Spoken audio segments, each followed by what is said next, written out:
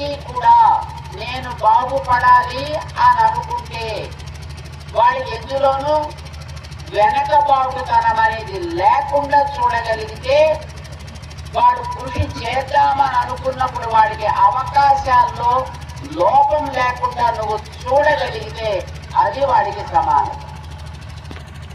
నేను చదవాలి అని అనుకుంటాడు అనుకోండి, వీడికి మాత్రమే నేను ఛాన్స్ ఇస్తా, వీడికి నేను ఛాన్స్ ఇవ్వను, వీడికి చదువుకునే అర్హత లేదు అని వాడి పక్కకి తీయడానికి వీల్లేదు. ఎవడినైనా సరే రామానుజులు వారు 1000 ఏళ్ల క్రితం చెప్పిన మాట ఇది. దేవుడి నామం చెప్పడానికి అందరికీ అర్హత లేదన్నారండి ఆ రోజుల్లో. ఆడవాళ్ళకి అసలు అర్హతే లేదు, తీసేయండి ఆడవాళ్ళందరినీ. మగవాళ్ళలో కూడా కొంతమందికి బ్రాహ్మణులకే అర్హత, మిగతా వాళ్ళకి లేదు, తీసేయండి.